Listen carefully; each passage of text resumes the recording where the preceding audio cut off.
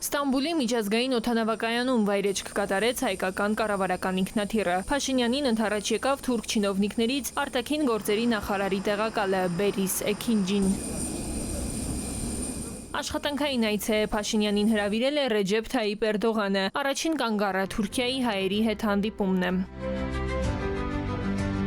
Ակոս թերթի խմբագիրը լրատվամիջոցներին փոխանցել է, որ Պոլսո հայոց պատրիարքարանի հոգևորականները հանդիպմանը չեն մասնակցել։ Կառավարությունից հայտարարություն եղավ, որ Թուրքիայի հայության հետ հանդիպմանը Փաշինյանը այցը կարևորել է ընդգծելով, որ այն իրականություն է դարձել վերջին շրջանում Թուրքիայի հետ ակտիվացած երկխոսության արդյունքում։ Նա նշել է Թուրքիայի նախագահ Ռեջեփ Թայիպ Էրդողանի հետ նախատեսված հանդիպման կարևորությունը, հույս հայտնելով, որ այն նոր ազդակ կհաղորդի երկկողմ հարաբերություններին։ Երկրի ղեկավարի խոսքով այցի հիմքում ընկած են Հայաստան-Թուրքիա միջպետական հարաբերությունները, իսկ ընթացող գործընթացը հարաբերություններ հաստատելու օրակարգ է, որը բխում է երկու երկրների շահերից։ Փաշինյանը Ստամբուլի Սուրբ Աստվածածին աթորանիստ Մայր եկեղեցում մոմ է վառել, հետո այցելել է Կապույտ մզկիթ, այս մասին Facebook-ում գրեց։ Իսկ ըստ թուրքական լրատվամիջոցների հենց այս րոպեներին է ընթանում Փաշինյան-Էրդողան հանդիպումը Ստամբուլի Բեշիկթաշ Դոլմաբահչե։ Ինչու հրավիրեց Էրդողանը, ինչու հիմա, ինչու օրակարգը չի գաղտնազերծվում։ Հարցերը շատ են, պատասխանները այս պահին խիստ սուղ։ Բայց դիվանագիտության մեջ վարքագծով հայտնի երկրների մասին խոսելիս որոշ պատասխաններ միանշանակ են։ Փորձագիտական շրջանակը թուրքական դիվանագիտությանը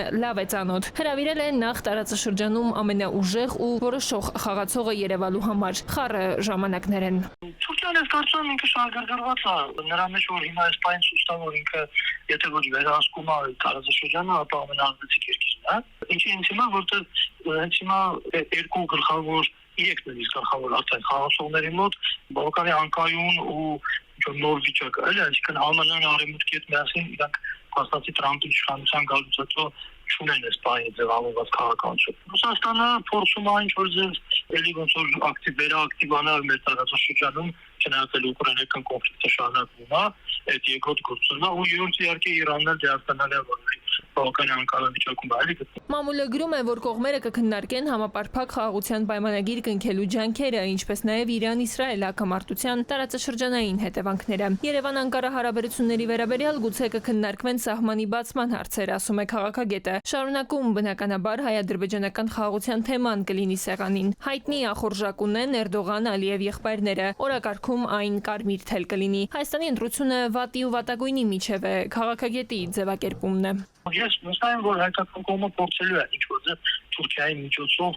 ապաշրջափակել այդ խաղաղ պայմանագրի ստորագրելու խնդիրը։ Բայց այստեղ խնդիրն անում է, որ արդեն այլընտրանքի մեջ Թուրքիան է։